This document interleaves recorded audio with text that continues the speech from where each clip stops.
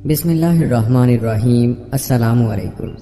اس مذہب کی ابتدا کہاں سے ہوئی، مختلف ادوار میں یہودیوں کو کن مشکلات کا سامنا کرنا پڑا، اور یہودی آبادیاں زیادہ تر کن کن علاقوں میں آباد ہیں، یہ بھی آپ کو بتائیں گے۔ اور حضرت عمر بن خطاب رضی اللہ تعالی عنہ کے دور میں بیت المقدس کی فتح کا ایمان افروز واقعہ بھی آپ کے گوش گزار کریں گے۔ اس کے علاوہ یہودی تاریخ کے 5 بڑے ادوار کون سے ہیں، اس بارے میں بھی تفصیلی تذکرہ کریں گے، اور یہودیوں کا کس دور میں کس کس نے قتل عام کیا، یہ بھی آپ کو بتائیں گے۔ دوستوں، یہودیوں کی تاریخ کے حوالے سے یہ ویڈیو انتہائی دلچسپ ہونے والی ہے، لہٰذا ویڈیو کو سکپ مت کیجیے گا اور آخر تک لازمی دیکھیے گا۔ پہلے دوستوں یاد رہے کہ یہودیوں کی تاریخ میں ارض فلسطین اور بیت المقدس کی بڑی اہمیت ہے، اس لیے ان کی تاریخ کا تذکرہ کرنے سے پہلے آپ کو بیت المقدس کی فتح کے حوالے سے وہ واقعہ بتاتے ہیں جب بیت المقدس کو حضرت عمر بن خطاب رضی اللہ تعالی عنہ کے دور میں فتح کیا گیا تھا، اور خود حضرت عمر رضی اللہ تعالی عنہ نے بیت المقدس کا سفر کر کے اس کی چابیاں حاصل کی تھیں۔ یہ واقعہ ملاحظہ فرمائیں، اس کے بعد آپ کو یہودیوں کی تاریخ شروع سے آخر تک بتائیں گے۔ دوستوں، روایات بتاتی ہیں کہ حضرت عمر بن خطاب رضی اللہ تعالی عنہ کے دور میں مسلمان افواج نے جب بیت المقدس کو گھیرے میں لے لیا، یہ سردیوں کا موسم تھا اور مسلمان سخت مشقت میں تھے، لیکن انہوں نے کمال صبر سے 4 ماہ تک بیت المقدس کا سخت محاصرہ کیے رکھا۔ رومی جرنیل اتربون جو بیت المقدس میں چھپا تھا، چپکے سے مصر کی طرف نکل گیا۔ جب شہر کے لوگ تنگ آ گئے تو انہوں نے اپنے لاٹ پادری سے کہا، اے ہمارے باپ، ہم سوچتے تھے کہ یہ مسلمان محاصرہ نہ کر سکیں گے اور ہمیں کیسر کی طرف سے کمک ملے گی، لیکن ہمارا بادشاہ اپنی فوج کے شکست کھانے کی وجہ سے ہماری مدد کو نہ آ سکا۔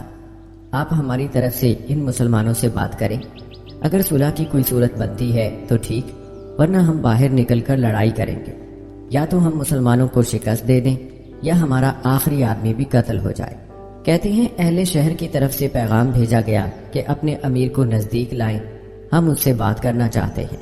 حضرت ابو عبیدہ رضی اللہ تعالی عنہ جو مسلمان افواج کے سپہ سالار تھے، دیوار کے پاس آ گئے۔ پادری اپنے ساتھ دوسرے چند لوگوں کو لے کر دیوار پر نمودار ہوا۔ ان لوگوں نے انجیل مقدس ہاتھوں میں بلند کی ہوئی تھی۔ پادری نے حضرت ابو عبیدہ رضی اللہ تعالی عنہ سے پہلا سوال ہی یہ کیا، کیا تمہیں اس شہر کی عظمت و حرمت کا اندازہ نہیں کہ تم یہاں حملہ کر کے اللہ کا غضب مول لے رہے ہو؟ حضرت ابو عبیدہ بن جراح رضی اللہ تعالی عنہ نے جواب میں فرمایا، ہاں، ہم جانتے ہیں کہ یہ عزت والا شہر ہے۔ اسی شہر سے ہمارے نبی صلی اللہ علیہ وآلہ وسلم کا آسمان کی طرف سفر معراج شروع ہوا، جس میں وہ اپنے رب کے نزدیک ہوئے۔ یہ نبیوں کی سرزمین ہے اور ان کی قبریں یہیں پائی جاتی ہیں۔ البتہ بات یہ ہے کہ ہم تم سے زیادہ اس شہر کی تولیت کے حقدار ہیں۔ ہمارا واپسی کا کوئی ارادہ نہیں ہے، یہاں تک کہ اللہ دوسرے شہروں کی طرح یہاں بھی ہمیں غلبہ دے دے۔ پادری نے پوچھا، اچھا مزید کیا صورت ہو سکتی ہے؟ حضرت ابو عبیدہ رضی اللہ تعالی عنہ نے فرمایا، پہلی بات تو یہ ہے کہ تم اسلام قبول کر لو، یہ نہیں تو دوسری بات یہ ہے کہ جزیہ ادا کر کے شہر ہمارے حوالے کرو، اور آخری صورت یہی ہے کہ ہم تم سے جنگ جاری رکھیں۔ پادری نے کہا کہ ہم اپنا دین تو چھوڑ نہیں سکتے، جزیہ ایک ذلت ہے، ہم اسے برداشت نہیں کر سکتے۔ رہی بات تمہارے دوسرے شہروں کو فتح کرنے کی، تو ان پر مسیح علیہ السلام کا غضب تھا، اس لیے وہ تمہاری غلامی میں دے دیے گئے، جبکہ ہمارا شہر مقدس ہے، اور ہم جب خداوند مسیح سے مدد کی درخواست کریں گے تو وہ ہماری مدد کریں گے۔ پادری نے مزید کہا کہ یقینی طور پر تم لوگ یہ شہر نہیں فتح کر سکتے، کیونکہ اس کا فتح کرنے والا کوئی اور ہے۔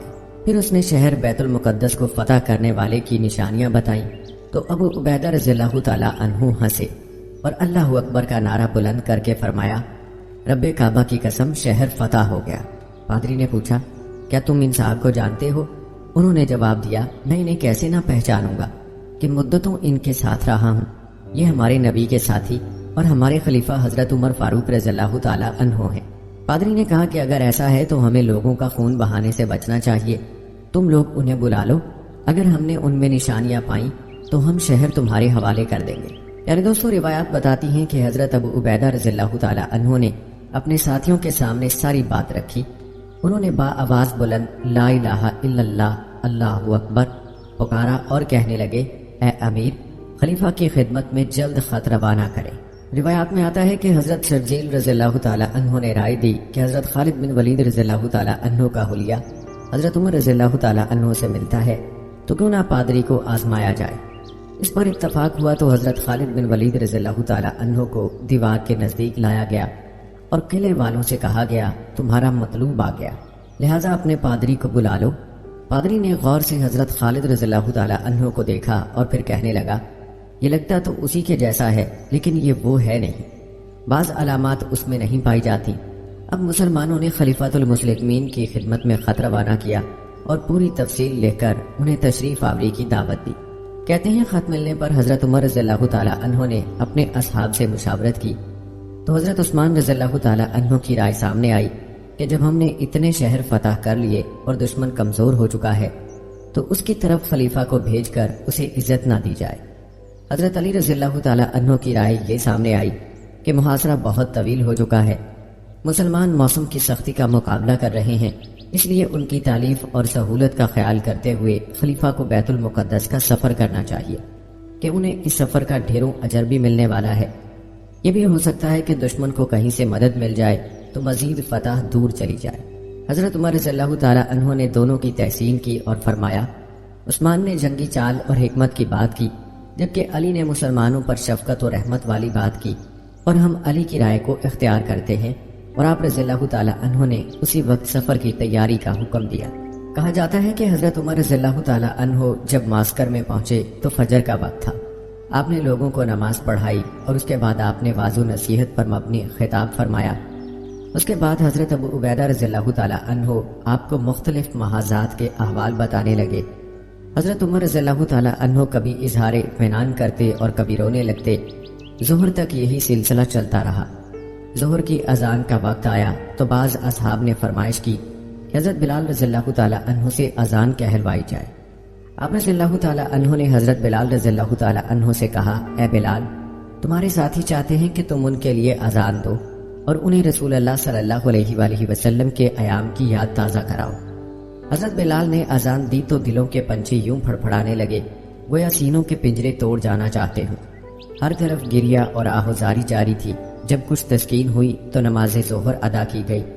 اس کے بعد حضرت عمر رضی اللہ تعالیٰ عنہ نے مساکین اور ضرورت مند حضرات کے لیے وظائف مقرر کیے اور فرمایا کہ لوگوں کو گندم، جو، شہد اور تیل وغیرہ فراہم کیا جائے۔ پھر آپ نے فوجوں سے کہا کہ اگر کسی کو اپنے امیر سے شکایت ہو یا جو حصے ہماری طرف سے ان کے مقرر کیے گئے وہ نہ ملتے ہوں تو مجھے آگاہ کریں۔ اس کے بعد آپ اونٹ پر سوار ہوئے تاکہ شہر پناہ کی طرف جا سکیں۔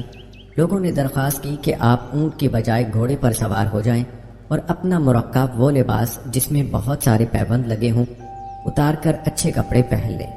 خیر آپ نے ساتھیوں کی درخواست پر اچھے کپڑے پہنے اور گھوڑے پر سوار ہوئے۔ وہ گھوڑا کچھ شوخ سا تھا، اچھل کود کرنے لگا۔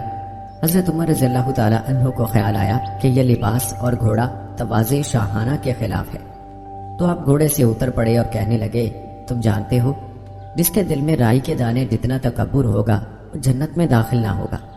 پھر آپ نے اپنا مرقع منگوا کر پہنا، یعنی وہ کرتا جس میں پیوند لگے ہوئے تھے۔ اس کے بعد آپ اونٹ پر سوار ہو کر اگلے مورچوں کی طرف چلے۔ حضرت ابو عبیدہ رضی اللہ تعالیٰ عنہ آپ کے ساتھ تھے۔ مورچوں میں ایک جگہ آپ کے لیے خیمہ لگایا گیا، آپ نے وہاں نماز ادا کی۔ حضرت ابو عبیدہ رضی اللہ تعالیٰ عنہ نے شہر پناہ کے پہرے داروں سے کہا کہ لاٹ پادری کو اطلاع دی جائے کہ امیر المومنین تشریف لے آئے ہیں۔ پادری سفریوں نے اس دیوار پر آیا اور اس نے کہا کہ ان صاحب کو دیوار کے نزدیک لے آؤ تاکہ ہم دیکھ سکیں کہ وہی ہیں یا کوئی اور ہے۔ حضرت عمر رضی اللہ تعالیٰ عنہ اپنے اونٹ کو دیوار کے نزدیک لے چلے تو لوگوں نے اعتراض کیا کہ کہیں آپ کے خلاف کوئی ناشائستہ حرکت نہ کی جائے۔ حضرت عمر رضی اللہ تعالیٰ عنہ نے آیت مبارکہ پڑھی اور حضرت ابو عبیدہ رضی اللہ تعالیٰ عنہ کے ساتھ دیوار کے نزدیک آ گئے۔ پادری سفرینیوس آپ کو غور سے دیکھ رہا تھا، وہ زور سے چلا اٹھا، یہ محمد کے وہی ساتھی ہیں جن کی نعمت و صفات ہماری کتابوں میں پائی جاتی ہیں، یہی قدس کے فاتح ہیں۔ اے لوگو اترو اور ان سے امن طلب کرو۔ شہر پناہ کے دروازے کھول دیے گئے اور لوگ چوک در چوک حضرت عمر رضی اللہ تعالیٰ عنہ کے پاس حاضر ہونے لگے۔ آپ رضی اللہ تعالیٰ عنہ نے لوگوں سے کہا واپس جاؤ، تم ہمارے ذمے میں ہو، تمہیں امان دی جاتی ہے، جاؤ اپنے شہر میں چلے جاؤ۔ پیارے دوستوں، پھر بیت المقدس کی چابیاں آپ رضی اللہ تعالیٰ عنہ کے حوالے کی گئیں، کیونکہ عیسائیوں نے آپ کا حلیہ مبارک اپنی کتابوں کے مطابق پا لیا تھا، اور یوں بیت المقدس پر مسلمان قابض ہو گئے۔ روایات بتاتی ہیں کہ آپ رضی اللہ تعالیٰ عنہ معسکر میں آ گئے اور رات بسر کرنے کے بعد اگلے دن شہر میں داخل ہوئے، جبکہ پیر کا دن تھا۔ آپ رضی اللہ تعالیٰ عنہ مسجد اقصیٰ میں اسی دروازے سے داخل ہوئے جہاں سے رسول اللہ صلی اللہ علیہ وآلہ وسلم داخل ہوئے تھے۔ آپ نے مسجد میں 2 رکعت نماز ادا کی۔ آپ نے مسجد اقصیٰ میں فجر کی نماز پڑھائی، جس میں آپ نے سورہ بنی اسرائیل اور سورہ صاد کی قرات کی۔ دوستو، یہ تھا واقعہ حضرت عمر رضی اللہ تعالیٰ عنہ کا بیت المقدس کی فتح کے حوالے سے۔ آپ کو بتاتے چلیں کہ حضرت عمر رضی اللہ تعالیٰ عنہ نے فتح کے بعد اہل بیت المقدس پر جزیہ عائد کیا، یعنی فلسطین کے لوگوں پر اسلامی شریعت کے قانون کے مطابق جزیہ عائد کیا اور ان کو امان دی اور ایک معاہدہ تحریر کیا۔ اس معاہدے کی روح سے اہل قدس پر جزیے کے بدلے میں ان لوگوں کی جان و مال اور عبادت گاہوں کے تحفظ اور مذہبی آزادی کی ضمانت دی گئی، اور معاہدے میں شامل کیا گیا کہ دین کے معاملے میں ان پر کوئی جبر نہیں کیا جائے گا۔ اگر ان میں سے کوئی اپنی مرضی سے نکل کر کہیں جانا چاہے تو اس پر کوئی داروگیر نہیں ہوگی۔ اس معاہدے میں عیسائیوں کی خواہش کے مطابق یہودیوں کو بیت المقدس میں رہائش کی ممانعت کی گئی۔ اہل قدس کو اس کا پابند بنایا گیا کہ وہ رومیوں کو یہاں سے نکالیں گے، اور جو بھی رومی یہاں سے نکلے گا اسے جان و مال کی امان دی جائے گی، یہاں تک کہ وہ اپنے مقام پر پہنچ جائے۔ پیارے دوستو، اس معاہدے کی چند اہم باتیں تھیں جن سے معلوم ہوتا ہے کہ اس دور میں اگرچہ یہود اس ریاست میں موجود تھے، لیکن بیت المقدس پر مسلمانوں کا قبضہ تھا۔ اور آپ کو بتاتے چلیں کہ فتح کے بعد یہودیوں سے خود حضرت عمر فاروق رضی اللہ تعالیٰ عنہ نے بیت المقدس کی چابیاں لی تھیں، جس کا تذکرہ آپ سن چکے ہیں۔ دوستو، یہ تھا تذکرہ اسلامی دور میں بیت المقدس کی فتح کا۔ چلیے اب آپ کو ابتدا سے یہودیوں کی تاریخ بتاتے ہیں۔ پیارے دوستو، اگرچہ یہودیت بطور مذہب یونانی تاریخی حوالوں کے مطابق سب سے پہلے ہلسنتی دور میں ظاہر ہوا، جو 31 قبل مسیح تا 323 قبل مسیح کا دور تھا، لیکن اسرائیل کا قدیم ذکر کتبہ مرنتپا پر لکھا ملتا ہے، جو 1203 سے 1213 قبل مسیح کا دور ہے، جبکہ مذہبی ادب بنی اسرائیلیوں کی کہانی 1500 قبل مسیح پرانی بتلاتا ہے۔ البتہ دوستو، یہودی جلا وطن برادری اسوری فتح کے ساتھ ہی شروع ہوئی اور اس نے بابلی فتح پر شدت اختیار کی۔ تاریخ کے مطابق یہودی رومی سلطنت میں جا بجا پھیلے ہوئے تھے۔ 638 عیسوی میں بازنطینی سلطنت نے بلاد شام اور مشرقی بحیرہ روم علاقوں کا قبضہ کھو دیا، اور عرب کی اسلامی سلطنت کے تحت خلیفہ عمر رضی اللہ تعالی عنہ نے یروشلم، میسوپوٹامیہ، شام، فلسطین اور مصر فتح کیا۔ یوں ہسپانیہ میں یہودی ثقافت کا سنہری دور، مسلم سنہری دور اور یورپ کے قرون وسطیٰ کے تاریک دور ایک ساتھ وقوع پذیر ہوئے۔ تاریخ بتاتی ہے کہ جب جزیرہ نما آئبیریا کے زیادہ تر علاقوں میں مسلم حکمرانی تھی، اس دور میں یہودیوں کو عام طور پر معاشرے میں تسلیم کیا جاتا تھا۔ چنانچہ یہودی مذہبی، ثقافتی اور اقتصادی زندگی نے ترقی کی۔ بتایا جاتا ہے کہ کلاسیکل عثمانی مدت کے دوران میں 1300 تا 1600 سلطنت کی تمام اقلیتی برادریاں، جن میں یہود بھی شامل تھے، کسی حد تک خوشحالی و آزادی کا لطف اٹھاتے رہے تھے، اور 17ویں عیسوی صدی میں مغربی یورپ میں اچھی خاصی یہودی آبادیاں تھیں۔ اسی طرح یورپی نشاط ثانیہ اور روشن خیالی کی مدت کے دوران میں بھی یہودی برادریوں میں بھی اہم تبدیلیاں واقع ہوتی رہیں، اور 18ویں صدی عیسوی میں یہودیوں نے تحدیدی قوانین سے آزادی اور وسیع تر یورپی معاشرے میں ضم ہونے کے لیے مہم شروع کی۔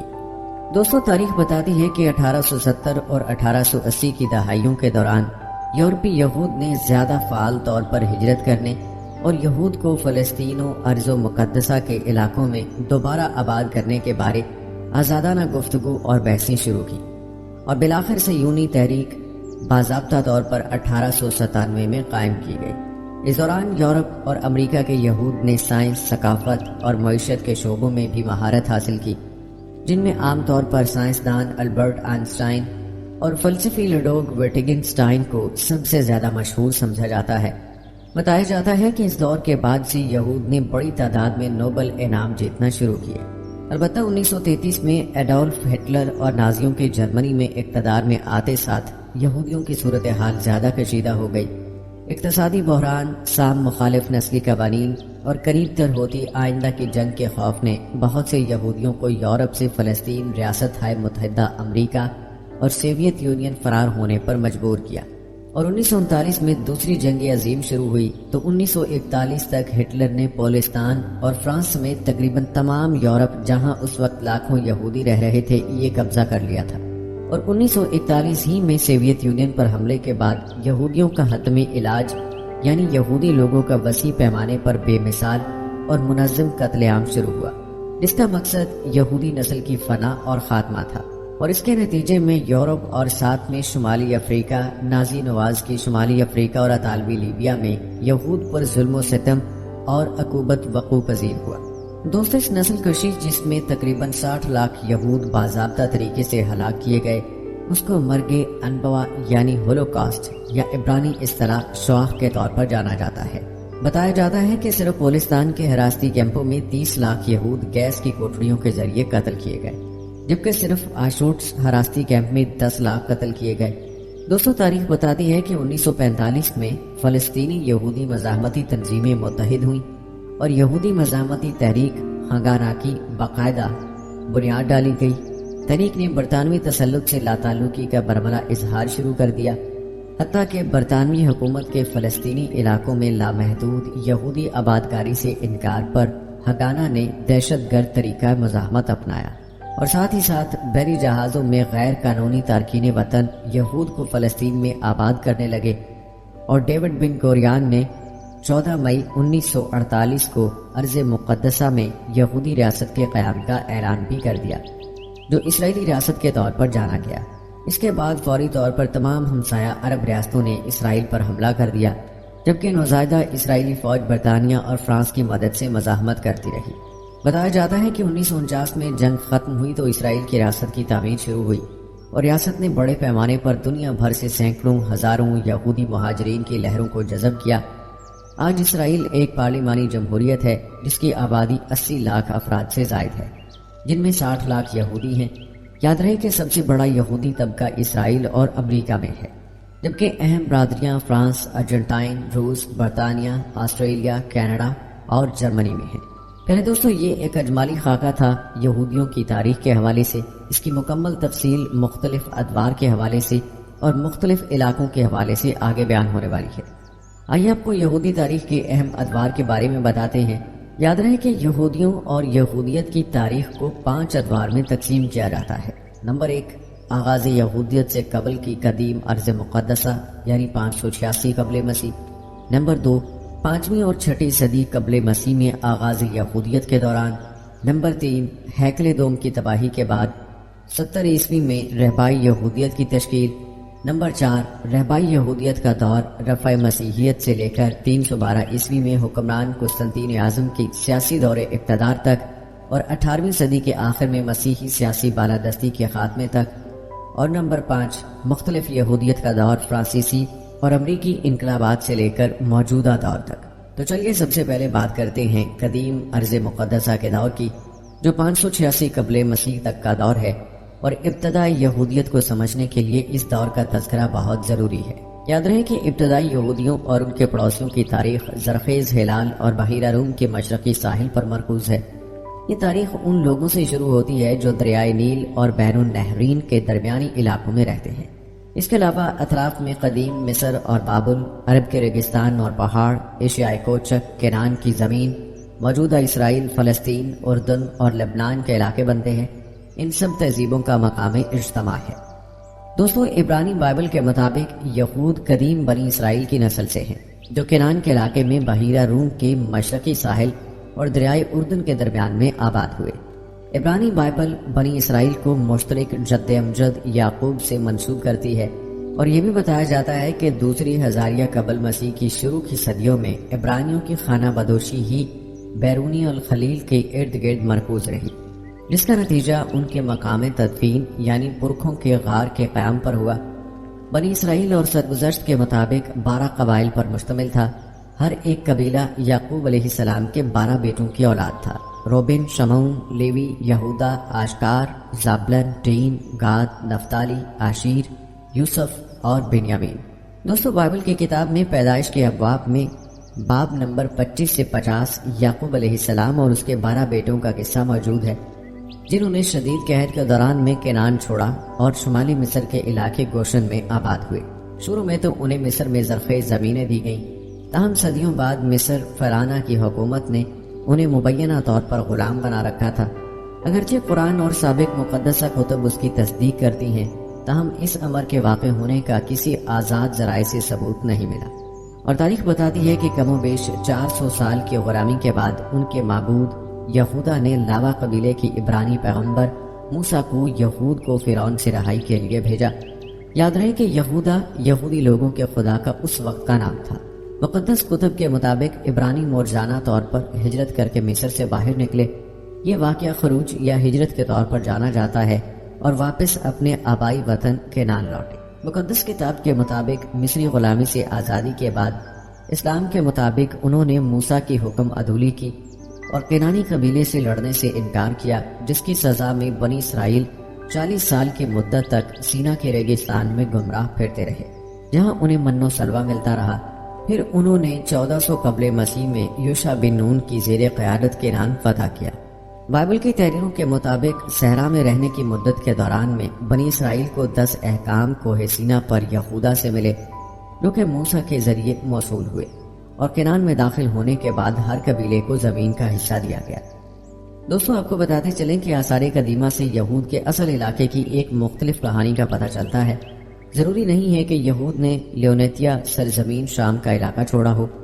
آثار قدیمہ کے وہ ثبوت زیادہ حاوی ہیں کہ بنی اسرائیل کا اصل مقام کنعان تھا، نہ کہ مصر، جن کے مطابق مصر سے فرار یا 40 سال در بدر سینا کے صحرا اور بیابان میں پھرنے والے قصہ کی کوئی گنجائش نہیں ہے۔ بہت سے آثار قدیمہ کے ماہرین نے موسیٰ علیہ السلام اور خروج مصر کے آثار قدیمہ کی تحقیقات کو ایک بے ثمر تعاقب قرار دے کر ترک کر دیا ہے۔ پہلے دوستوں، چونکہ یہ تحقیقات غیر مسلموں کی ہیں، اس لیے وہ ان باتوں کی تردید کرتے ہیں، ورنہ جو باتیں قرآن و حدیث میں بیان ہوئی ہیں وہ حق اور سچ ہیں، اور ان کا انکار یا رد کسی صورت نہیں کیا جا سکتا۔ یہ بات ہم مسلمانوں کو ذہن نشین کرنے کی ضرورت ہے۔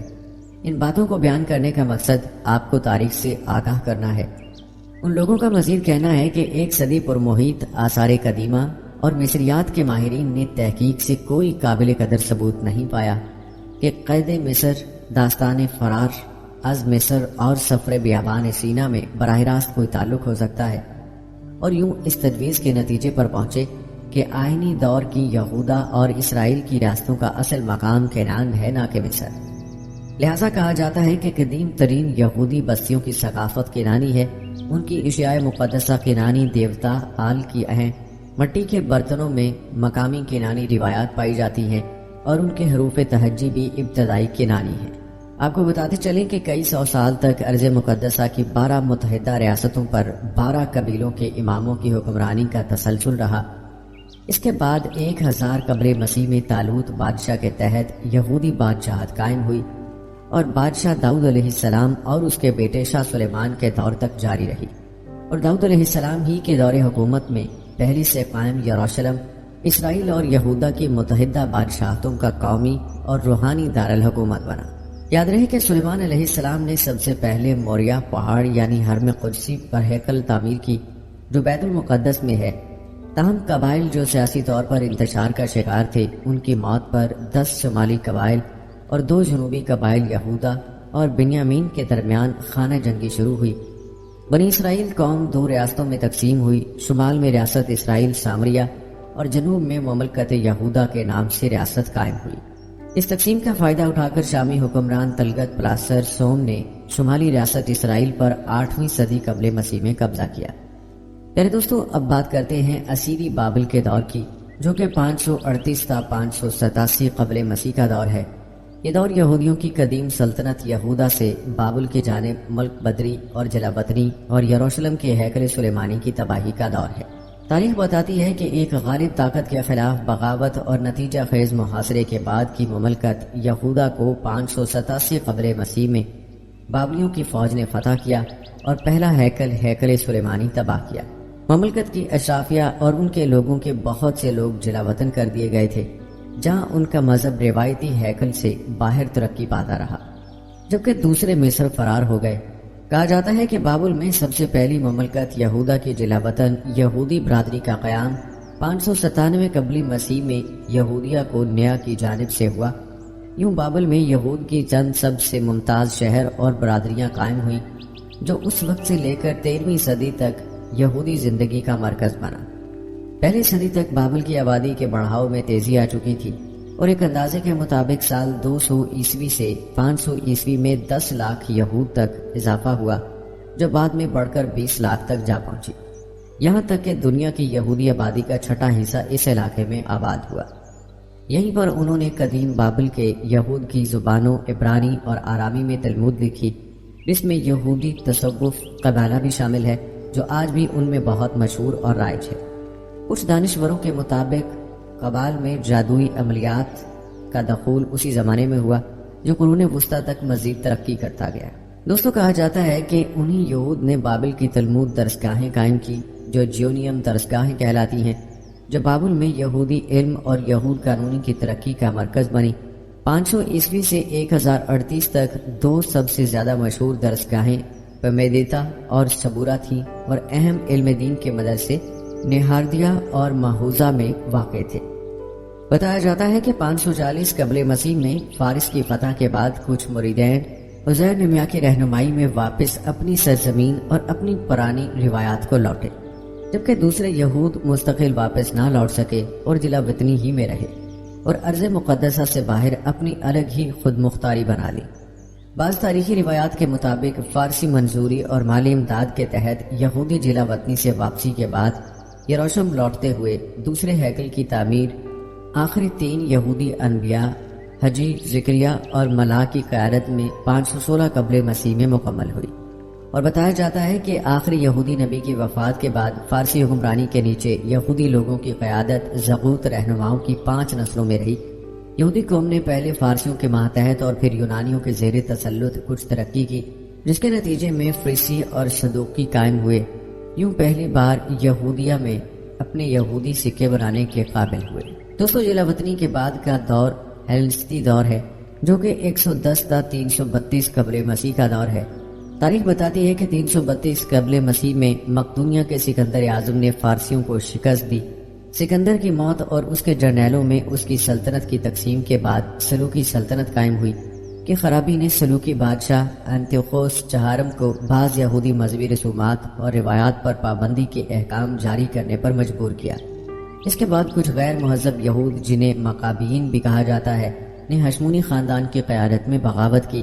اس بغاوت کے نتیجے میں آخرکار ایک آزاد یہودی مملکت کی تشکیل ہوئی جسے ہشمونی خاندان کے نام سے جانا جاتا ہے، جو 63 سے 165 قبل مسیح تک جاری رہی۔ لیکن سالومی الیگزینڈرا کے بیٹوں ہیریوکانوس دوم اور ایسڈروبولوس دوم کے درمیان خانہ جنگی کے باعث ہشمونی خاندان اور بالآخر ٹوٹ گیا، اور وہ لوگ جو کسی بادشاہ کے بجائے مذہبی پادریوں کی حکمرانی میں رہنا چاہتے تھے، وہ رومی حکام سے حملے اور مدد کی اپیلیں کرتے رہے۔ چنانچہ رومی فتح اور اصلاح کی ایک مہم جوئی جس کی قیادت پومپی نے کی، جلد ہی اس کے بعد واقع ہوئی۔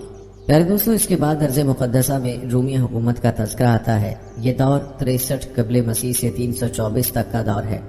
تاریخ بتاتی ہے کہ یہودیہ ہشمونیوں کی تحت ایک آزاد یہودی ریاست تھی، لیکن رومی جنرل پومپئی نے 63 قبل مسیح میں اسے فتح کر لیا اور ایک زیر تحفظ ریاست کے طور پر دوبارہ منظم کیا۔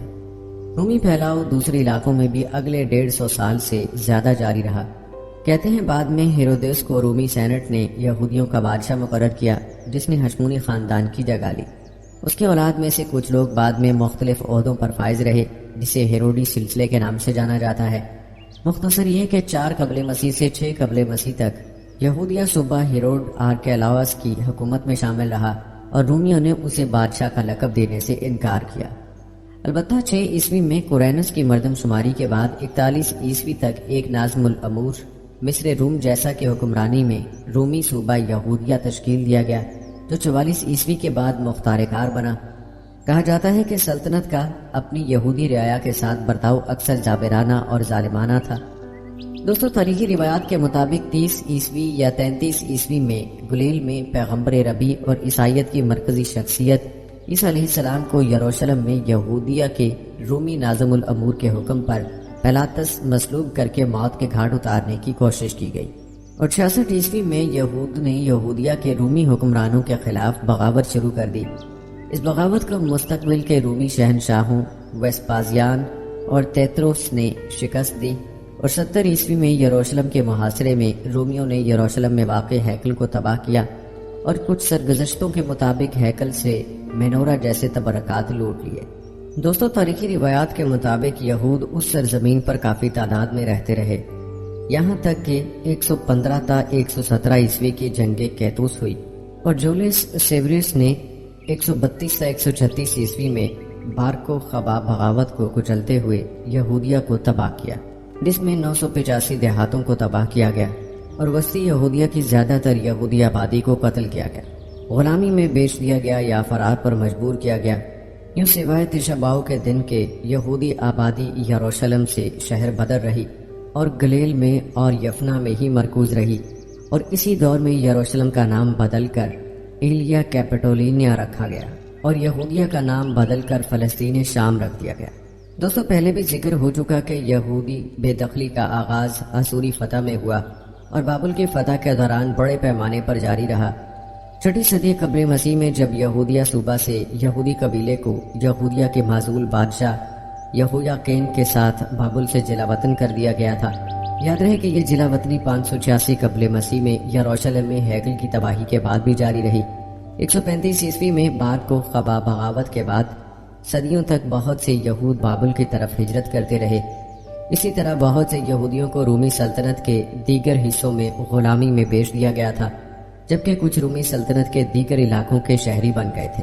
پہلے دوستوں، قدیم روایات کے مطابق 562 قبل مسیح میں یہودا سے تاجر ہندوستان کے موجودہ شہر کوچی پہنچے اور مزید جلا وطن یہودا کے باسی 70 عیسوی میں ہیکل کی دوسری تباہی کے بعد پہنچے۔ البتہ کوچین یہودی روایت کا خیال ہے کہ ان کی برادری کا آغاز دوسرے ہیکل کی تباہی کے بعد 72 عیسوی میں شنگلی میں یہودیوں کی آمد پر شروع ہوا۔ اس میں یہ بھی کہا گیا ہے کہ ایک چھوٹی یہودی بادشاہت یعنی 379 عیسوی میں ایک مقامی بادشاہ شیرمن پیرومل کی طرف سے یہودی برادری کو ان کے رہنما جوزف ربن کے تحت خود مختاری دی گئی اور یوں وہاں کا پہلا کنیسہ 1568 عیسوی میں تعمیر کیا گیا تھا۔ کہتے ہیں اس خطے میں رومی سلطنت کے ساتھ یہودیوں کے تعلقات پیچیدہ ہوتے چلے گئے، لیکن قسطنطنیہ اول نے یہودیوں کو سال میں ایک بار مغربی دیوار پر تشاباؤ پر اپنی شکست اور ذلت پر ماتم کرنے کی اجازت دے دی۔ 351 اور 352 عیسوی میں گلیل کی یہودیوں نے ایک اور بغاوت شروع کی جس سے بھاری انتقام لیا گیا۔ مشرقی رومی سلطنت میں گیلس بغاوت قسطنطینی خاندان کے تحت ابتدائی عیسائیوں کے بڑھتے ہوئے اثر و رسوخ کے دوران آئی، تاہم 355 عیسوی میں قسطنطینی خاندان کے آخری بادشاہ جولین کی عروج پر رومی حکمرانوں کے ساتھ تعلقات میں بہتری آئی، جس نے اپنے پیشوؤں کے برعکس عیسائیت کی مخالفت کی۔ 363 عیسوی میں جولین نے انطاکیہ سے ساسانی فارس کے خلاف اپنی مہم شروع کرنے سے کچھ عرصہ قبل عیسائیت کے علاوہ دیگر مذاہب کو فروغ دینے کی اپنی کوششوں کو مد نظر رکھتے ہوئے ہیکل سلیمانی کو دوبارہ تعمیر کرنے کا حکم بھی دیا۔ دوستو، کہا جاتا ہے کہ ہیکل کی تعمیر 9 میں ناکامی زیادہ تر 363 عیسوی کے ڈرامائی گیلیلی زلزلے اور روایتی طور پر اس منصوبے کے بارے میں یہودیوں کے دوغلے پن کی وجہ سے ہوئی تھی۔ تخریب کاری جیسا کہ حادثاتی آگ ایک امکان ہے، اس وقت کے عیسائی مورخین میں الہی مداخلت عام نظریہ تھا۔ جولین کے یہودیوں کی حمایت کی وجہ سے یہودی اسے جولین دی ہیلین کہنے لگے۔ کہا جاتا ہے کہ فارسی مہم میں جولین کے مہلک زخم اور اس کے نتیجے میں واقع ہونے والی اس کی موت نے یہودیوں کی خواہشات کا خاتمہ کر دیا تھا، اور جولین کے جانشین کسی بھی یہودی دعوے کے برخلاف یروشلم کے بازنطینی دور حکمرانی کے دوران عیسائی رہے۔ دوستو، تاریخی روایات بتاتی ہیں کہ 438 عیسوی میں جب مہارانی ٹیڈوچیا نے ہیکل کے مقام پر یہودیوں کی عبادت کرنے پر پابندی ہٹا دی تو گلیل میں یہودی برادری کے سربراہوں نے یہودیوں کے عظیم اور طاقتور لوگوں کو دعوت عام دی۔ جان لو کہ آخرکار ہمارے لوگوں کی جلا وطنی کا اختتام آ گیا ہے، تاہم شہر کی عیسائی آبادی جنہوں نے اسے اپنی برتری کے لیے خطرہ سمجھا نے اس کی اجازت نہیں دی اور فساد پھوٹ پڑا، جس کے بعد انہوں نے یہودیوں کو شہر سے بھگا دیا۔ تاریخ بتاتی ہے کہ 5ویں اور 6 صدی کے دوران پورے فلسطینی صوبے میں سامری بغاوتوں کا ایک سلسلہ شروع ہو گیا۔ 3 اور 4 بغاوتیں خاص طور پر پرتشدد تھیں، جن کے نتیجے میں سامری برادری کا تقریباً خاتمہ ہو گیا۔ یہ امکان بتایا جاتا ہے کہ 556 عیسوی کی سامری بغاوت میں یہود نے شمولیت اختیار کی تھی، جسے اسرائیلی مذہب کے وحشیانہ دباؤ کا بھی سامنا کرنا پڑا تھا۔ کہا جاتا ہے کہ 7ویں صدی کے اوائل میں یہودیوں نے بحالی یروشلم کی پیشگوئی و عقیدے کے مطابق فارسیوں کے ساتھ اتحاد کیا، جنہوں نے 614 عیسوی میں فلسطینی صوبے پر حملہ کیا اور یہودیوں کی طرف سے لڑے۔ یروشلم میں بازنطینی فوجی چھاونی کو زیر کر لیا گیا اور یروشلم کو یہودی خود مختاری میں دے دیا گیا۔ تاہم ان کی خود مختاری مختصر تھی۔ یروشلم میں یہودی رہنما کو جلد ہی ایک عیسائی بغاوت کے دوران قتل کر دیا گیا تھا، اور اگرچہ یروشلم کو فارسیوں اور یہودیوں نے 3 ہفتوں کے اندر دوبارہ فتح کر لیا، لیکن یہ انتشار کا شکار ہو گیا۔ فارسی افواج کے انخلا کے نتیجے میں یہودیوں نے 625 یا 628 عیسوی میں بازنطینیوں کے سامنے ہتھیار ڈال دیے، لیکن 629 عیسوی میں عیسائی بنیاد پرستوں نے ان کا قتل عام کیا، جس میں بچ جانے والے مصر فرار ہو گئے۔ پیارے دوستوں، تاریخی روایات بتاتی ہیں کہ بازنطینی مشرقی رومی سلطنت کا تسلط بالآخر 637 عیسوی میں مسلم عرب فوجوں کے ہاتھ میں چلا گیا، جب حضرت عمر بن خطاب رضی اللہ تعالی عنہ نے اس کو مکمل فتح کیا۔ دوستوں، بات کرتے ہیں قرون وسطیٰ کے دور کی، جو اسلامی فتح سے قبل بابل کے یہودیوں کا دور کہلاتا ہے۔ یہ دور 219 عیسوی تا 638 عیسوی کا دور ہے۔ دوستوں، تاریخی روایات بتاتی ہیں کہ سقوط یروشلم کے بعد بابل، جو موجودہ عراق ہے، 1000 سال سے زیادہ عرصے تک یہودیت کا مرکز بنا۔ یروشلم میں ہیکل کی تباہی کے بعد بابل کی پہلی یہودی برادری کا آغاز 597 قبل مسیح میں یویاکن کے ذریعے قبیلہ یہودا کے بابل میں جلا وطنی کے ساتھ ساتھ 586 قبل مسیح میں ہوا۔ بارکو خبا بغاوت کے بعد 135 عیسوی اور آئندہ کی صدیوں میں بہت سے یہودیوں نے بابل کی طرف ہجرت کی۔ یوں بابل میں کچھ بڑے اور نمایاں یہودی شہر اور برادریاں قائم ہوئیں اور 13ویں صدی تک یہودیوں کی زندگی کا مرکز بن گیا۔ ایک اندازے کے مطابق پہلی صدی عیسوی تک بابل میں یہودیوں کی تیزی سے بڑھتی ہوئی 10 لاکھ کی آبادی تھی، جو 200 عیسوی اور 500 عیسوی کے درمیان ایک اندازے کے مطابق طبعی بالغی اور مزید یہودیوں کی ہجرت کی وجہ سے 20 لاکھ تک پہنچ گئی۔ ارض مقدسہ سے اس دور میں دنیا کی یہودی آبادی کا تقریباً 6واں حصہ بنتا تھا۔ یہود نے بابل میں تلمودی درسگاہیں قائم کی، جنہیں جیوم درسگاہیں بھی کہا جاتا ہے۔ یہ درسگاہیں تقریباً 500 عیسوی سے بابل میں یہودی علوم و شریعت کی ترقی کا مرکز بنی رہی۔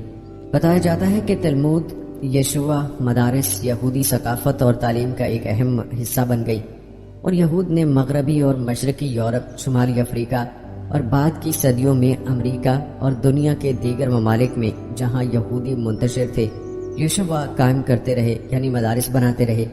بتایا جاتا ہے کہ یشوع میں تلمودی تعلیم، جن میں سے زیادہ تر ریاستہائے متحدہ امریکہ اور مقبوضہ فلسطین میں واقع ہیں، آج بھی جاری ہیں۔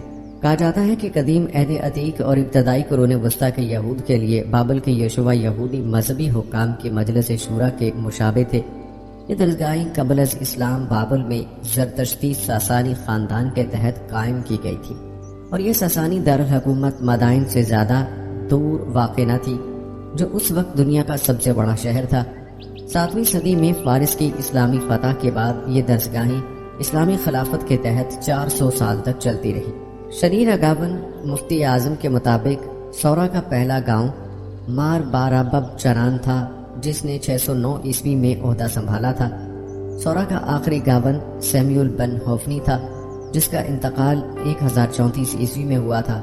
مبدتا کا آخری گاؤں حزقیہ تھا، جسے 1040 میں تشدد کر کے ہلاک کر دیا گیا تھا۔ یوں جیونیم کی سرگرمی تقریباً 450 سال کی مدت پر محیط رہی۔ پہلے دوستوں، یاد رہے کہ بابل یہودیت کے بنیادی مقامات میں سے ایک نہردیہ تھا، جو اس وقت کی دنیا کا ایک بہت بڑا شہر تھا، جو زیادہ تر یہود پر مشتمل تھا۔ یہاں پر واقع ایک بہت ہی قدیم کنیسہ کے بارے میں خیال کیا جاتا ہے کہ بادشاہ یہویاقن نے اسے تعمیر کرایا، جو اس زمانے میں یہاں نہردیہ میں موجود تھا۔ نہردیہ کے قریب احزن میں ایک اور کنیسہ تھی، جہاں سے عذرا کی درسگاہ کے کھنڈرات دیکھے جا سکتے تھے۔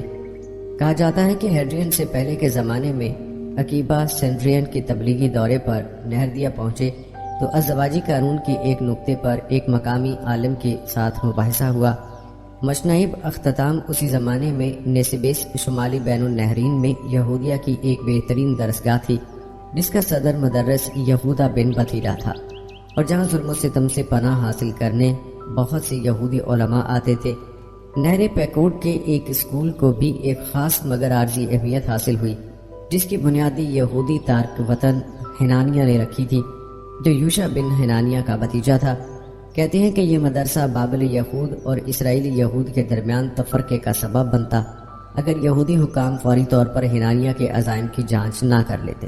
دوستوں بات کرتے ہیں 324 عیسوی سے 638 عیسوی کے دور کی۔ تاریخ بتاتی ہے کہ یہودی پوری رومی سلطنت میں پھیلے ہوئے تھے اور یہ دور وسطی اور مشرقی بحیرہ روم میں بازنطینی حکمران کے دور میں کچھ حد تک جاری رہا، کیونکہ بازنطینی سلطنت کی عسکریت پسند اور خصوصی عیسائیت نے یہودیوں کے ساتھ اچھا سلوک نہیں کیا۔ یوں سلطنت میں آباد یہودیوں کی حالت اور اثر و رسوخ میں ڈرامائی طور پر کمی واقع ہوئی۔ یہودیوں کو عیسائی بنانا سرکاری پالیسی تھی اور عیسائی قیادت نے اپنی کوششوں میں روم کی سرکاری طاقت کا استعمال کیا۔ البتہ 351 عیسوی میں یہودیوں نے اپنے گورنر کانسٹنٹائن گیلس کے اضافی دباؤ کے خلاف بغاوت کی۔ گیلس نے بغاوت کو ختم کر دیا اور گیلیری کے علاقے کے بڑے شہروں کو تباہ کر دیا جہاں بغاوت شروع ہوئی تھی۔ یوں تیزی پوری اور لد جو دو بڑی قانونی درسگاہوں کے مقام تھے دونوں تباہ ہوئے اور پھر کبھی بحال نہیں ہو سکے۔ دوستوں تاریخی روایات بتاتی ہیں کہ اس دور میں تبریہ میں حلیل دوم نے ایک سرکاری جنتری بنائی جس کے لیے ماہانہ چاند دیکھنے کی ضرورت نہیں تھی۔ مہینے مقرر کیے گئے تھے اور جنتری کو یہودیہ سے مزید اختیار کی ضرورت نہیں تھی۔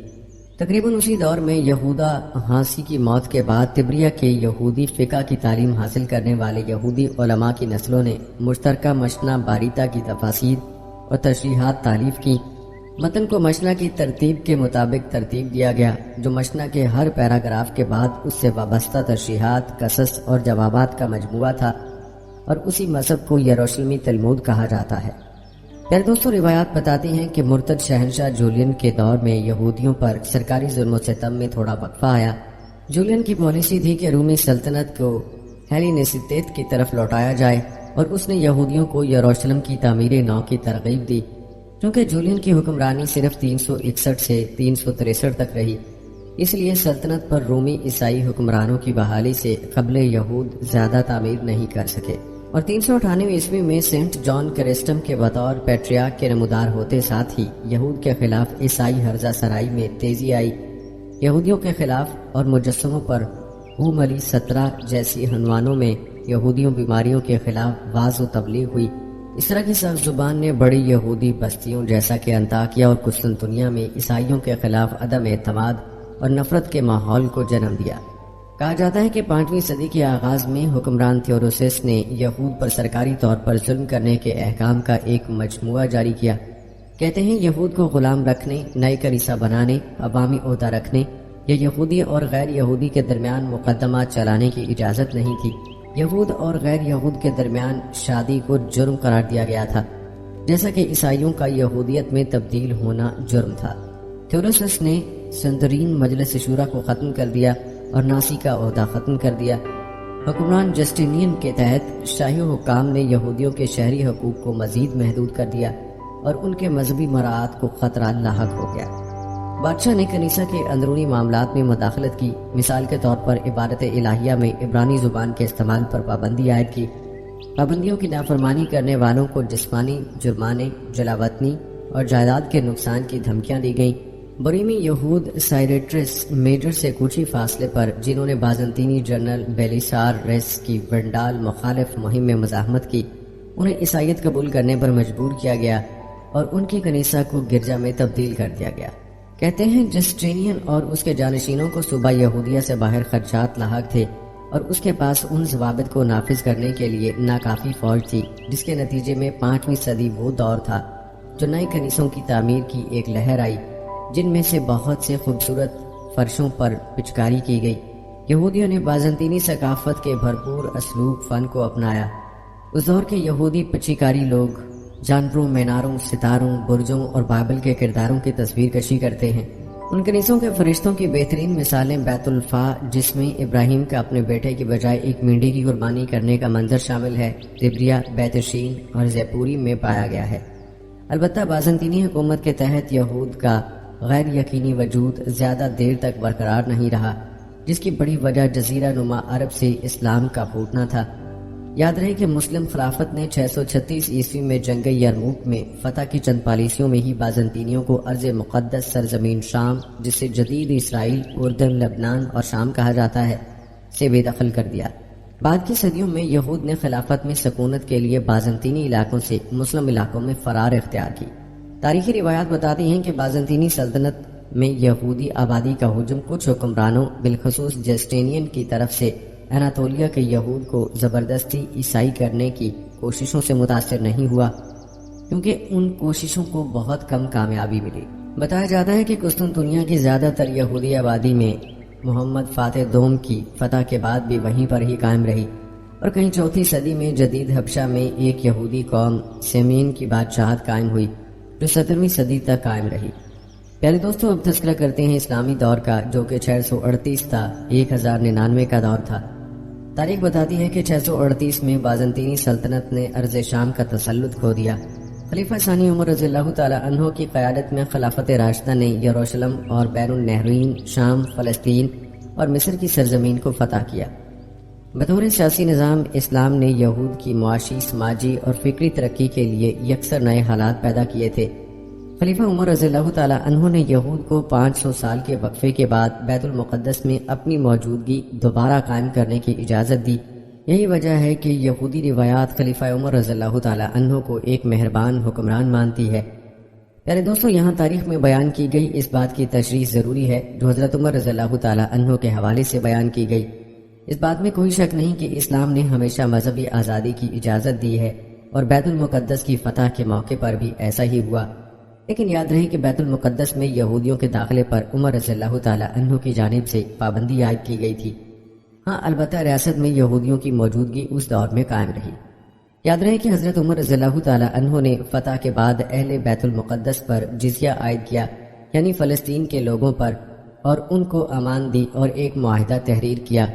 تاریخ ابن کثیر اس معاہدے کی روح سے اہل قدس پر جزیہ عائد کیا گیا، جس کے بدلے ان کی جان و مال اور عبادت گاہوں کے تحفظ اور مذہبی آزادی کی ضمانت دی گئی، اور معاہدے میں شامل کیا گیا کہ دین کے معاملے میں ان پر کوئی جبر نہیں کیا جائے گا۔ اگر ان میں سے کوئی اپنی مرضی سے نکل کر کہیں جانا چاہے تو اس پر کوئی دار و گیر نہیں ہوگی۔ اس معاہدے میں عیسائیوں کی خواہش کے مطابق یہودیوں کو بیت المقدس میں رہائش کی ممانعت کی گئی۔ اہل قدس کو اس کا پابند بنایا گیا کہ وہ رومیوں کو یہاں سے نکالیں گے، اور جو بھی رومی یہاں سے نکلے گا اسے جان و مال کی امان دی جائے گی، یہاں تک کہ وہ اپنے مقام پر پہنچ جائے۔ پیارے دوستوں، یہ اس معاہدے کی چند اہم باتیں تھیں جن سے معلوم ہوتا ہے کہ اس دور میں اگرچہ یہود اس ریاست میں موجود تھے، لیکن بیت المقدس پر مسلمانوں کا قبضہ تھا۔ اور آپ کو بتاتے چلیں کہ فتح کے بعد یہودیوں سے خود حضرت عمر رضی اللہ تعالی عنہ نے بیت المقدس کی چابیاں لی تھیں۔ اس کا واقعہ کچھ یوں ہے، کہا جاتا ہے کہ حضرت عمر رضی اللہ تعالی عنہ جب ماسکر میں پہنچے تو فجر کا وقت تھا۔ آپ نے لوگوں کو نماز پڑھائی اور اس کے بعد آپ نے واضح نصیحت پر مبنی خطاب فرمایا۔ اس کے بعد حضرت ابو عبیدہ رضی اللہ تعالی عنہ آپ کو مختلف محاذات کے احوال بتانے لگے۔ حضرت عمر رضی اللہ تعالی عنہ کبھی اظہار اطمینان کرتے اور کبھی رونے لگتے۔ ظہر تک یہی سلسلہ چلتا رہا۔ ظہر کی اذان کا وقت آیا تو بعض اصحاب نے فرمائش کی حضرت بلال رضی اللہ تعالی عنہ سے اذان کہلوائی جائے۔ آپ رضی اللہ تعالی عنہ نے حضرت بلال رضی اللہ تعالی عنہ سے کہا، اے بلال، تمہارے ساتھی چاہتے ہیں کہ تم ان کے لیے اذان دو اور انہیں رسول صلی اللہ علیہ وآلہ وسلم کے ایام کی یاد تازہ کراؤ۔ حضرت بلال رضی اللہ تعالی عنہ نے اذان دی تو دلوں کے پنچھی یوں پھڑپھڑانے لگے گویا سینوں کے پنجرے توڑ جانا چاہتے ہوں۔ ہر طرف گریا اور آہوزاری جاری تھی۔ جب کچھ تسکین ہوئی تو نماز ظہر ادا کی گئی۔ اس کے بعد حضرت عمر رضی اللہ تعالی عنہ نے مساکین اور ضرورت مند حضرات کے لیے وظائف مقرر کیے اور فرمایا کہ لوگوں کو گندم، جو، شہد اور تیل وغیرہ فراہم کیا جائے۔ پھر آپ نے فوجوں سے کہا کہ اگر کسی کو اپنے امیر سے شکایت ہو یا جو حصے ہماری طرف سے ان کے مقرر کیے گئے وہ نہ ملتے ہوں تو مجھے آگاہ کریں۔ اس کے بعد آپ اونٹ پر سوار ہوئے تاکہ شہر پناہ کی طرف جا سکیں۔ لوگوں نے درخواست کی کہ آپ اونٹ کی بجائے گھوڑے پر سوار ہو جائیں اور اپنا مرقع یعنی وہ لباس جس میں بہت سارے پیبند لگے ہوں اتار کر اچھے کپڑے پہن لیں۔ خیر، آپ نے ساتھیوں کی درخواست پر اچھے کپڑے پہنے اور گھوڑے پر سوار ہوئے۔ وہ گھوڑا کچھ شوخ سا تھا، اچھل کود کرنے لگا۔ حضرت عمر رضی اللہ تعالی عنہ کو خیال آیا کہ یہ لباس اور گھوڑا تواضع شاہانہ کے خلاف ہے، تو آپ گھوڑے سے اتر پڑے اور کہنے لگے، تم جانتے ہو جس کے دل میں رائی کے دانے جتنا تکبر ہوگا وہ جنت میں داخل نہ ہوگا۔ پھر آپ نے اپنا مرقع منگوا کر پہنا، یعنی وہی اپنا جس میں پیوند لگے ہوئے تھے وہی کرتا پہنا۔ اس کے بعد آپ اونٹ پر سوار ہو کر اگلے مورچوں کی طرف چلے۔ حضرت ابو عبیدہ رضی اللہ تعالی عنہ آپ کے ساتھ تھے۔ مورچوں میں ایک جگہ آپ کے لیے خیمہ لگایا گیا تھا۔ آپ نے وہاں نماز ادا کی۔ حضرت ابو عبیدہ رضی اللہ تعالیٰ عنہ نے شہر پناہ کے پہرے داروں سے کہا کہ لاٹ پادری کو اطلاع دی جائے کہ امیر المومنین تشریف لے آئے ہیں۔ پادری سفرینوس دیوار پر آیا اور اس نے کہا کہ ان صاحب کو دیوار کے نزدیک لے آؤ تاکہ ہم دیکھ سکیں کہ وہی ہیں یا کوئی اور ہے۔ حضرت عمر رضی اللہ تعالیٰ عنہ اپنے اونٹ کو دیوار کے نزدیک لے چلے تو لوگوں نے اعتراض کیا کہ کہیں آپ کے خلاف کوئی ناشائستہ حرکت نہ کی جائے۔ حضرت عمر رضی اللہ تعالیٰ عنہ نے تلاوت کی اور حضرت ابو عبیدہ رضی اللہ تعالیٰ عنہ کے ساتھ دیوار کے نزدیک آ گئے۔ پادری سفرینوس آپ کو غور سے دیکھ رہا تھا۔ وہ زور سے چلا اٹھا، یہ محمد کے وہی ساتھی ہیں جن کی نعمت و صفات ہماری کتابوں میں پائی جاتی ہیں، یہی قدس کے فاتح ہیں۔ اے لوگو، اترو اور ان سے امن طلب کرو۔ شہر پناہ کے دروازے کھول دیے گئے اور لوگ جوک در جوک حضرت عمر رضی اللہ تعالیٰ عنہ کے پاس حاضر ہونے لگے۔ آپ رضی اللہ تعالیٰ عنہ نے لوگوں سے کہا، واپس جاؤ، تم ہمارے ذمے میں ہو، تمہیں امان دی جاتی ہے، جاؤ اپنے شہر میں چلے جاؤ۔ پیارے دوستو، پھر بیت المقدس کی چابیاں آپ رضی اللہ تعالیٰ عنہ کے حوالے کی گئیں، کیونکہ عیسائیوں نے آپ کا حلیہ مبارک اپنی کتابوں کے مطابق پا لیا تھا، اور یوں بیت المقدس پر مسلمان قابض ہو گئے۔ روایات بتاتی ہیں کہ آپ رضی اللہ تعالیٰ عنہ معسکر میں آ گئے اور رات بسر کرنے کے بعد اگلے دن شہر میں داخل ہوئے، جبکہ پیر کا دن تھا۔ آپ رضی اللہ تعالیٰ عنہ مسجد اقصیٰ میں اسی دروازے سے داخل ہوئے جہاں سے رسول اللہ صلی اللہ علیہ وآلہ وسلم داخل ہوئے تھے۔ آپ نے مسجد میں 2 رکعت نماز ادا کی۔ آپ نے مسجد اقصیٰ میں فجر کی نماز پڑھی، جس میں آپ نے سورہ بنی اسرائیل اور سورہ صاد کی قرات کی۔ دوستو، یہ تھا واقعہ حضرت عمر رضی اللہ تعالیٰ عنہ کا بیت المقدس کی فتح کے حوالے سے۔ بات ہو رہی تھی اسلامی دور میں یہود کی۔ عرب جغرافیہ دان مقدسی کے مطابق یہود نے معاشرے میں سکون کے پارک، دباغ اور صراف کے طور پر کام کیا۔ فاطمی دور میں بہت سے یہود نے بطور حکومتی حکام خدمت انجام دی۔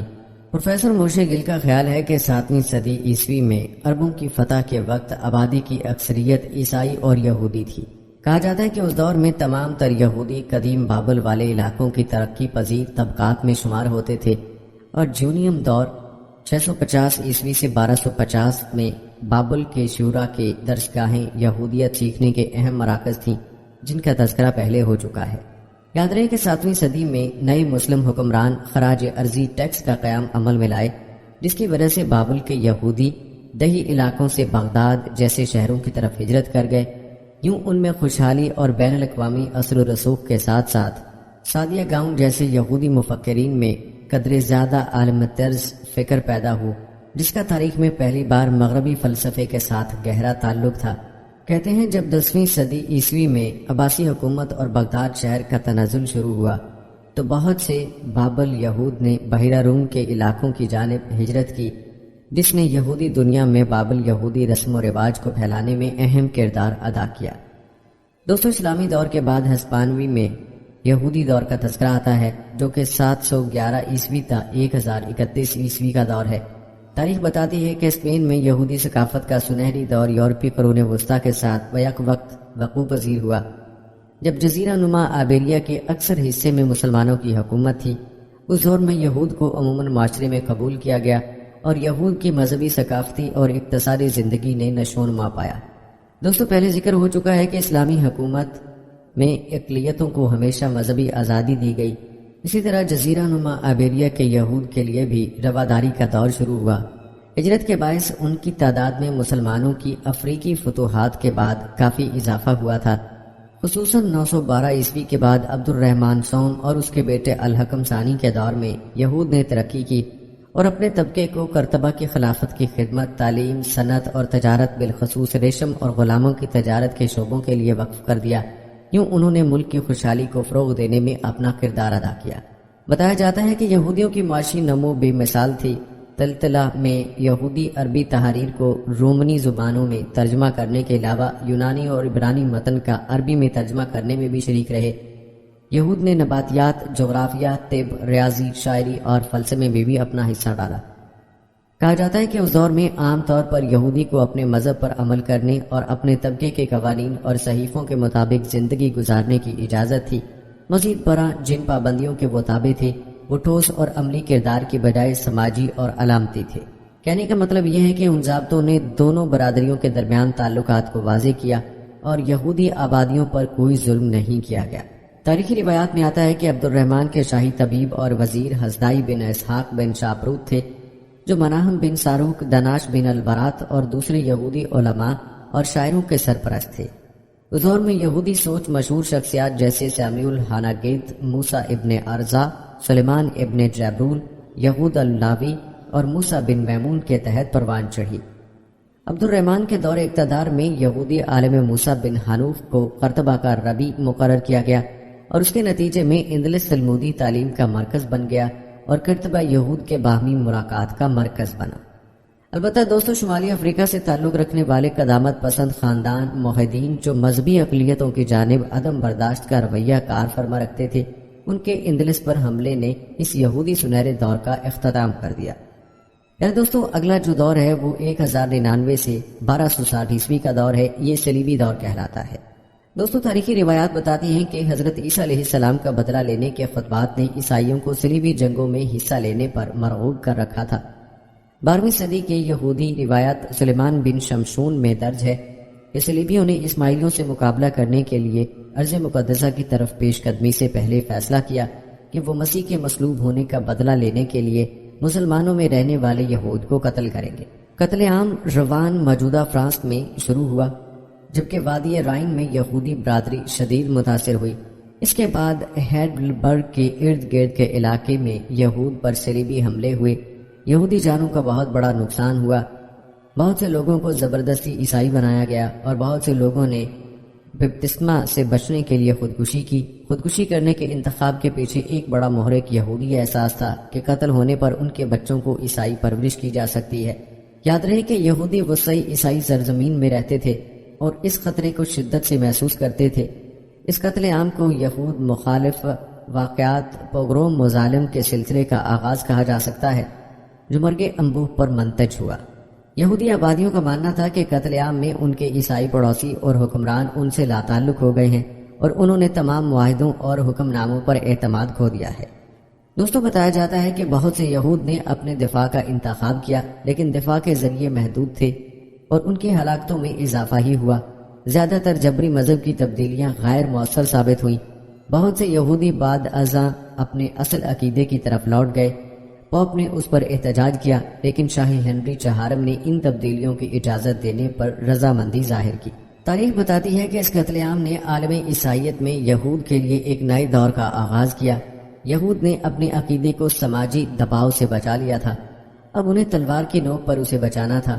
کہا جاتا ہے کہ صلیبی جنگوں کے دوران ہونے والے قتل عام نے یہودیوں کو اندر سے روحانی طور پر مضبوط کیا۔ یہود کا نقطہ نظر یہ تھا کہ ان کی جد و جہد اسرائیل کے خدا کے نام کو مقدس بنانے کی جد و جہد تھی، لہذا 1099 میں یہود نے صلیبیوں کے خلاف بیت المقدس کا دفاع کرنے میں عربوں کی مدد کی۔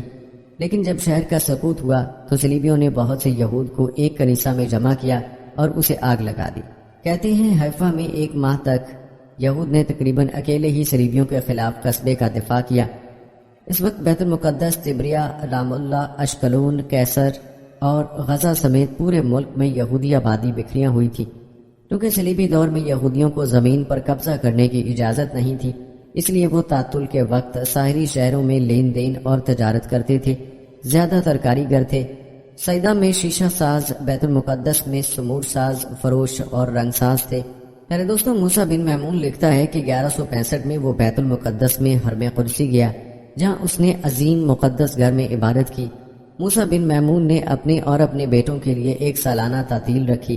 عبرانی سال کے 8ویں مہینے چشوان کی 6 تاریخ کو اس دن کی یاد میں وہ حرم قدسی کے پہاڑ پر نماز ادا کرنے گیا تھا، اور چشوان کی 9 تاریخ کو اس دن کی یاد میں جس دن الخلیل میں بزرگوں کے غار میں عبادت کرنے کی سعادت حاصل ہوئی۔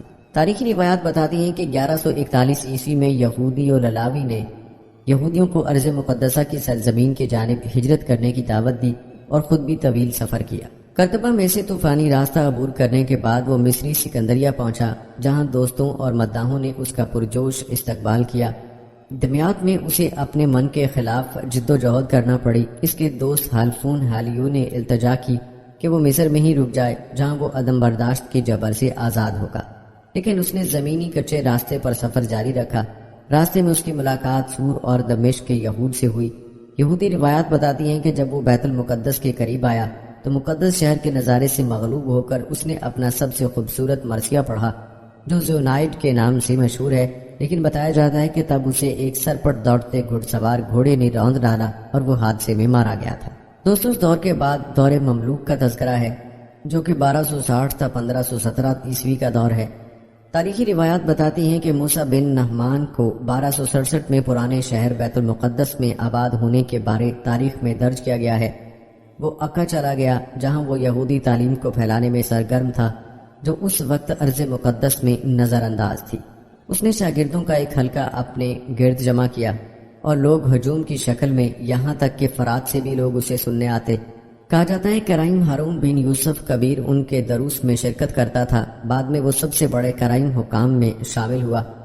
بیت المقدس میں موسیٰ بن نہمان کی آمد کے تھوڑے ہی عرصے بعد اس نے اپنے بیٹے نعمان کو ایک خط لکھا جس میں اس نے مقدس شہر سے یہودیت کی ویرانی کو بیان کیا۔ اس وقت اس میں صرف 2 یہودی باشندے تھے، 2 بھائی تجارت کے لحاظ سے رنگساز تھے۔ عکا کے بعد ایک خط میں موسیٰ بن نعمان نے اپنے بیٹے کو انکساری پیدا کرنے کی نصیحت کی جسے وہ خوبیوں میں سے اولین سمجھتا تھا۔ ایک دوسرے خط میں دوسرے بیٹے کو مخاطب کرتے ہوئے جو تاج کشتالہ دربار میں ایک سرکاری عہدے پر فائز تھا، موسیٰ بن نعمان نے روزانہ کی عبادت کی نصیحت کی اور سب سے بڑھ کر غیر اخلاقی حرکتوں کے خلاف خبردار کیا۔ کہا جاتا ہے کہ 76 سال کی عمر کو پہنچنے کے بعد موسیٰ بن نعمان کا انتقال ہو گیا اور اس کی باقیات کو حیفا میں پیرس کی پیچیل کی قبر کے پاس دفن کیا گیا۔ پہلے دوستو، یہ تھا تذکرہ یہودیوں کے مختلف ادوار کا جو آپ نے مکمل تفصیل کے ساتھ ملاحظہ کیا۔ البتہ قدیم تاریخ سے پہلے ہم یہودیوں کی تاریخ کا اجمالی خاکہ آپ کے ساتھ شیئر کر چکے ہیں اور آپ کو بتا چکے ہیں کہ مئی 1948 میں ارض مقدسہ میں یہودی ریاست کے قیام کا اعلان کر دیا گیا تھا اور اس کے بعد سے اس ارض مقدسہ کو اسرائیلی ریاست کے طور پر جانا جاتا ہے اور اب تک اس مقدس سرزمین پر اور بیت المقدس پر یہودیوں کا قبضہ ہے، اور بیت المقدس اس انتظار میں ہے کہ کب کوئی مرد مجاہد پیدا ہوگا اور اس کو یہودیوں کے چنگل سے آزاد کرائے گا۔